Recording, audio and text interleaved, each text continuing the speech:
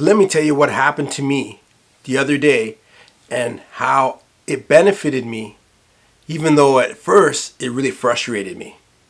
What I'm talking about is, I'm about to give you some real knowledge. You need to learn how to welcome the struggle. I'm going to tell you why you need to learn how to welcome the struggle and what the benefits of it are, what the outcome can be if you learn how to welcome the struggle. All right, so let's get into it. So when you have a growth mindset, how that works is you grow by trying things, seeing what works, seeing what doesn't work, failing, winning. All of that is all part of growth. You can't win all the time. I tell people this all the time. You can't win all the time. Everything's not going to work out perfectly the first time you try it, or perfectly just because you decided you were going to do it. Even when you have a great plan, even when you have some experience, you can run into things that just don't work out, and it's depending on how you deal with it, which I'm going to tell you how I used to deal with it and now how I deal with it now. But depending on how you deal with it will affect if it's going to be a benefit to you, or if it's going to be a hurdle, or it might even be a dream crushing failure. And we've talked about dream crushing failures in another video. But it can be any of those things. It's all on your mindset. It's on, are you using the growth mindset? So the growth mindset is always the optimistic, looking for the silver lining, looking for, how can I turn this into a win? How can I make this beneficial for me? So here's what happened to me. I decided that I was going to revamp my YouTube channel, and I was basically taking all the old videos off, and I wanted to do them in a new, more energetic way, because sometimes I was doing my videos just to do a video, and some of the videos were like lower quality.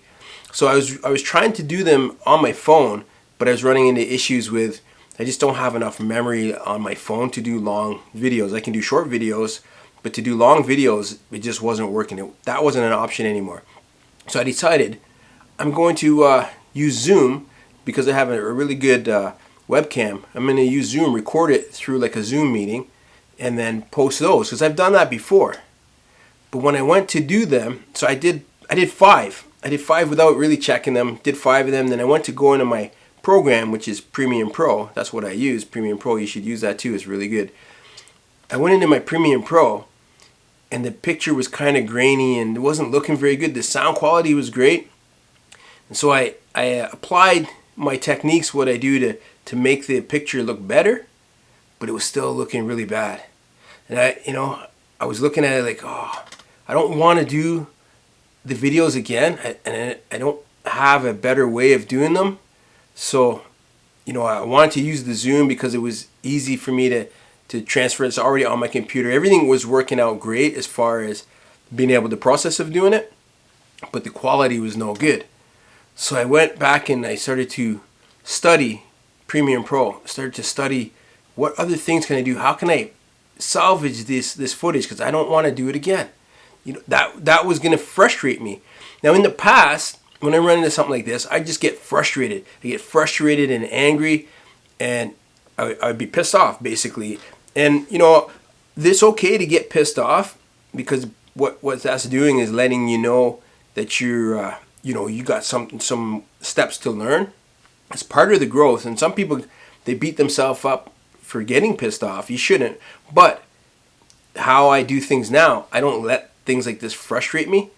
I welcome the struggle, because that struggle is giving me an opportunity to learn something, to get better at it. So I started looking at, okay, how can I salvage this footage? I started learning about even better ways than I would have had already learned to make the videos look better, for the quality of video. And I tried all these things, and I spent about 11 hours just steadily. I ate up a whole day just trying to figure this out. I did the best that I could. I did some samples. I put it on my YouTube, just the private setting, looked at it, and it still didn't look good. Still didn't look good, but instead of getting frustrated, I said to myself, okay, this is telling me that I got to step up my quality. I want to have a better channel. I want to revamp it. I got to step up my quality. So what did I do? I got a camera. It's actually my daughter's camera, because she runs her own YouTube channel, and I started using her camera to, it's all set up. She's got like a great microphone on it.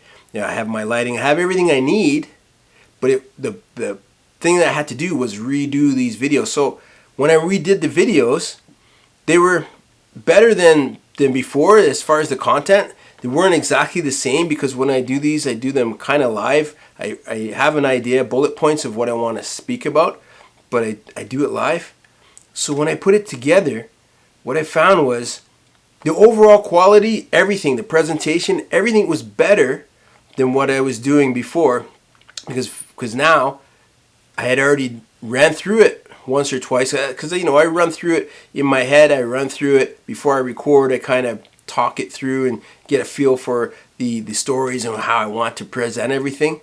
But when I went to actually record it, before it was kind of in a rush because I wanted to do a bunch of these videos and I felt like I didn't have a lot of time and wanted to catch that creativity. Because what I find is, and I don't know if you find this, but for myself, there's times where I'm really creative and there's times where I don't have any creative motivation. And those times, it could be like weeks, it could be months where I'm really creative, or it could just be certain times of the day. And then there could be times where I'm just go blank. I have no creativity left, no energy for that, and that might last 2 or 3 weeks.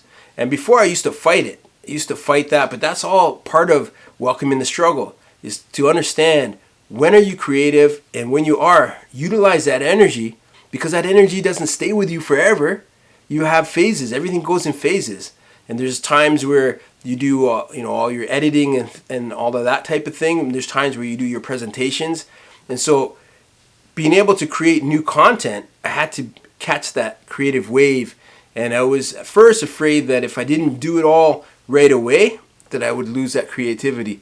But then I realized that no, I have this creativity. I really feel like I have a window of about 6 weeks that I really can focus on doing these type of videos and creating great content. So I didn't have to worry about that part of the struggle. So when I let that go and I started to just focus on, okay, this struggle is teaching me something. And once I've learned that, now I'm a master of that. So now anytime I do a video, I've learned all these new things on top of the things I already knew. So my videos look even better than they ever did before. And I'm always going to know that. And so all I have to do is, when things change, new technology, new apps, new different things come along, just adapt those now to what I already know. But I already know this solution. I already know how to do it. I'm a master of that forever. Once you learn something, once you've welcomed the struggle, and then you use that energy to become better, build up your skill, build up your talent, your experience, you always own that solution. You become the master of that solution. And that's the most important part of welcoming the struggle. Because when you're welcoming the struggle, what you're doing is you're welcoming learning. You're welcoming learning and you're welcoming growth. So growth mindset, a lot of it is facing your struggles, facing these hurdles, facing the things that are blocking you and stopping you, and finding solutions. And as you find those solutions, you become a champion of whatever it is that you're trying to do. And that's how I help people all the time. So that's what we do in the Mindset for Success training program, is look at how do you find the solutions? What is the problem, and is there a unique solution? A lot of times I guide people through the unique solution, because a lot of times you can't see it when you're in it. You have to be able to step back. I've learned how to step back, even when I'm in it, to step back from that whole situation and kind of look at it from different perspective, from different angles, from a different mindset of, what do I need to do to make this work? Who do I need to talk to make this work? How do I make this work? Is it products? Is it services? What is it that I need to be able to get this thing from where it is now, where I'm struggling, to how I want it to be, to match the vision that I have in my mind? And so when you approach things like that, when you approach any problem like that, that's what I call welcoming the struggle. And when you do that, now you're really tapping into that growth mindset. Because the growth mindset doesn't mean that everything's going to work out for you exactly the way you want it to. That would be great.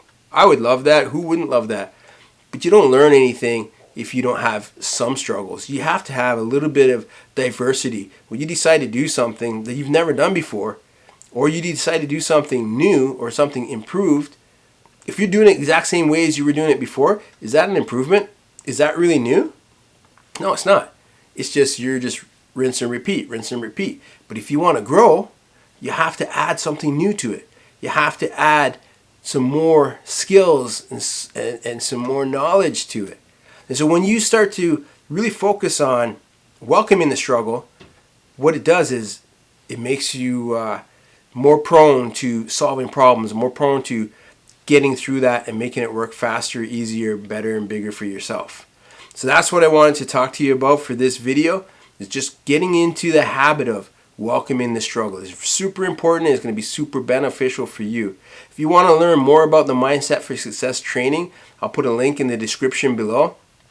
Also, I have talked about in some videos before, but journaling is really important. I'm going to put a link to my journal for really setting your goals, and there's a certain way to journal that really will help you to achieve your goals bigger, better, faster. So you want to follow that. So I'll put that link in the description as well.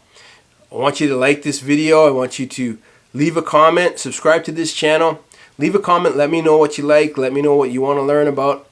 And I want you to watch some more of these videos. That's the other call to action. Watch some more of these videos, because I'm giving a lot of little nuggets and insight into how to use the Mindset for Success so that you can grow and you can become more successful in whatever you're doing.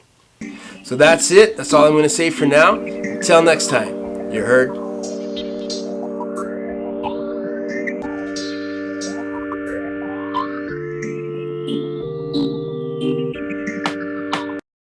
Hey, the video is over. You're still watching?